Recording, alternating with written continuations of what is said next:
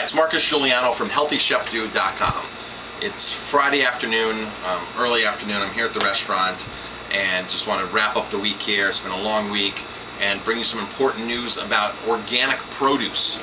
The Environmental Working Group, EWG, released their new findings this week on the dirtiest produce. To top the list, Jamie, do you know what topped the list of dirtiest produce? Well, I think I know because you've already told me. Oh, I've already told you. So I do know what it is. Okay. But I wasn't sure. I don't think was that a shocker? It was a shocker. So celery is the dirtiest produce as far as pesticides. They found up to 67 pesticide residues on celery. And I guess part of the problem with celery is the way it absorbs the ribs and the inside of the rib. How is celery grown? Well, it's grown.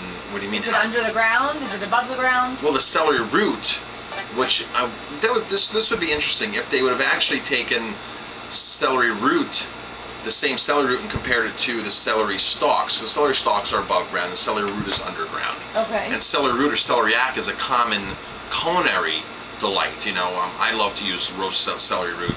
Really wonderful raw celery root in a salad. So I wonder if they would have measured the same celery plant, the stalks, the ribs, versus the root, if it would have had the same. Because the claim is celery is very fragile and has, on the inside of it there, it can absorb a lot, unlike something that else has a thick skin. So it's absorbing what's in its environment, thus having residues of up to 67.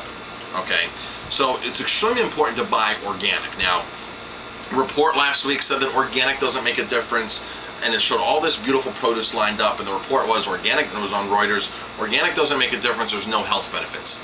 This is totally false, okay? Organic is extremely important to support.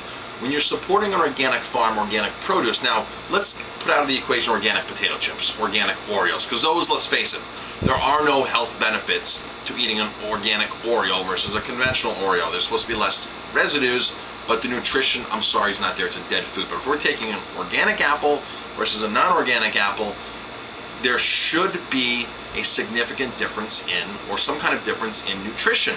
Now, there's always exceptions to the rules, and you can have a non-organic or non-organic certified one that's really, has a lot of nutrition. The only way you can really measure the nutrition on something like is something called the Brix meter. You can buy a Brix meter, and you can cut a slice of it, put it in there, and look through the scope and understand the mineral content. The more minerals that are in something really is the gold key or the gold marker for nutrition. So for instance, an ordinary conventional hydroponic tomato can have 8 minerals in it.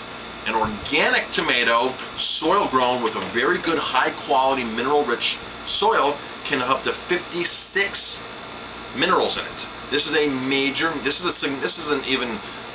they were talking almost a 7 times increase of minerals here. That is extremely significant. So whoever wrote this article last week, that was on Reuters, it's on one of my windows here somewhere, by all means, some organic can be much, and some organic might be equal. It's all the matter of the soil. Now, back to the celery, 67 residues, pesticide residues.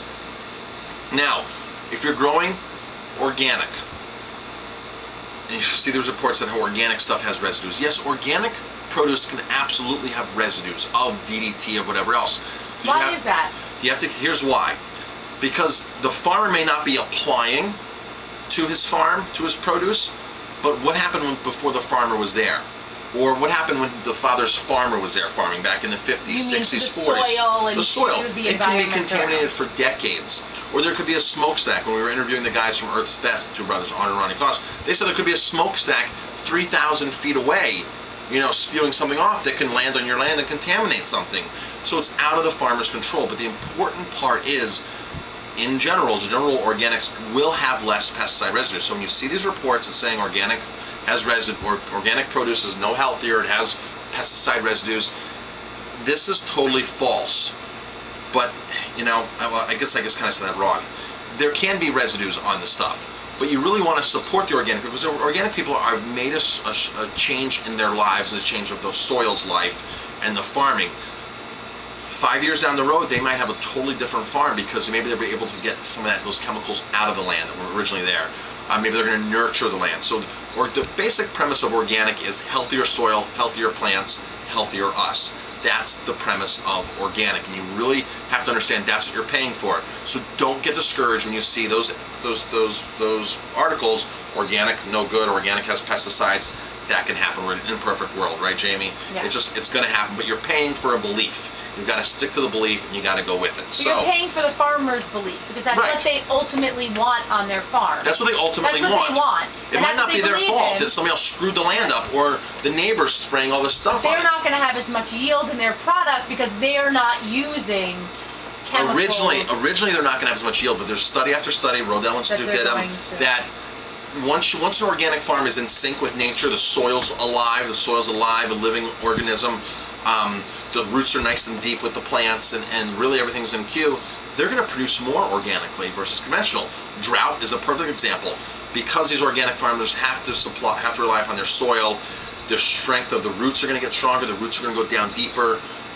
Like for instance, in vineyards, the roots of these grapes go down so deep on these vines that in a drought year, the roots are already at the water level.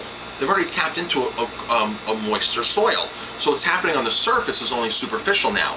Now, if they rely upon irrigation in a vineyard, and it's a drought and you're not able to irrigate, now you're in trouble. You have to teach your plants how to adapt and how to really bring the soil in harmony. So you're paying for the mission in the long run. I have to say, we got organic strawberries this week, and they were the most vibrant red that I have seen. They were delicious. Strawberries, and they were delicious. I couldn't believe it compared to the non-organic strawberries that we had. The same day, within days. Yeah. We went and bought some conventional, and then we got a delivery of organic ones in. Night and day difference. I mean, that was for home use, but now is that the difference? Is that the case all the time? It might not be. You might get an organic one that doesn't taste good, because the premise is they're picking in California, they're shipping to New York. It's out of season sometimes, and we're in strawberry season right now. There's no reason not to get a local good strawberry. So, the premise is don't get discouraged. You're paying for the mission. You have to understand the mission. You have to understand the belief in what's going on. So, with that being said, Governor Patterson here in New York has put a bill out there to stop pesticide uses on school property. I love it. Wonderful. What a great idea. I mean, the school system, let's face it, is screwed up with the nutrition, with their stance on drugs with the kids and everything, prescription drugs and everything. We had an instance here it's humorous at this point. Our son Justin gets poison ivy, had it really bad in his fingers. We use lavender oil. We use Young Living lavender oil. This is the Valor, but we use the lavender oil. It's awesome for any skin condition. It's awesome for poison ivy. So I went to the nurse at our local school and I said, can I bring this in? And she goes, I have to call the state or whatever and check, send an email. And I said, okay, well, that's interesting. I understand because, people have gotten in trouble for bringing so-called herbal things to school before. But the funny thing is the school that our kids go to has lavender growing out in the front yard. And all that we want to bring in is the lavender oil, the extract from the lavender oil. So I gave it 2 weeks. From the lavender plant. So I gave it 2 weeks. I called the nurse back and I explained, I said, did you find out? And she goes, well, you really can't bring that in. And she, and she understands that it might be ridiculous too. But they were basically the stance was on the education system here, the school in New York State. My son cannot bring in the organic lavender oil, so he can put on his poison ivy. But they can administer drugs, like other things, like whatever those lotions and creams are, perfectly fine. But lavender oil, and the school has lavender on the premises growing. They have lavender bushes outside. So I said, what's the difference if my son goes out and just starts rubbing his fingers on the lavender? This doesn't make a sense. You guys are growing it, but we can't bring it in. So, again, this is just part of living in an imperfect world as far as, organic, healthy living and all that kind of things.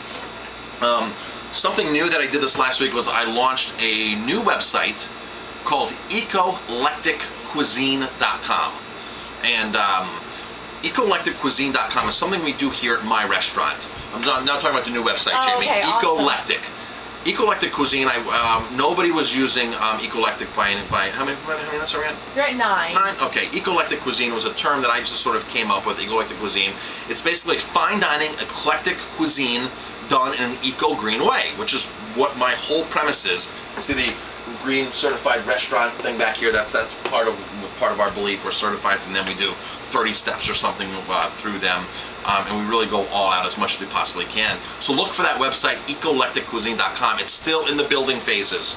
I haven't put much up there, but I want to talk about what I do personally, whether it's buying vodka from America, a small distiller, whether supporting an organic product coming out of Europe, finding a domestic olive oil versus importing, trying to take the best of fine dining, eclectic food, and doing it as green as possible, with in mind that we might have to bring stuff in from outside. Cognac only comes from Cognac, France, let's face it. Budweiser's domestic, but now it's owned by a big company out of Belgium. Do we want to support a company like that anymore? Do we want to support Budweiser in the beginning? You know, these are all important questions that I try to answer and cover in my restaurant operations. I'm Marcus Guiliano, healthychefdude.com. I'm a chef on a mission. Talk to everybody later.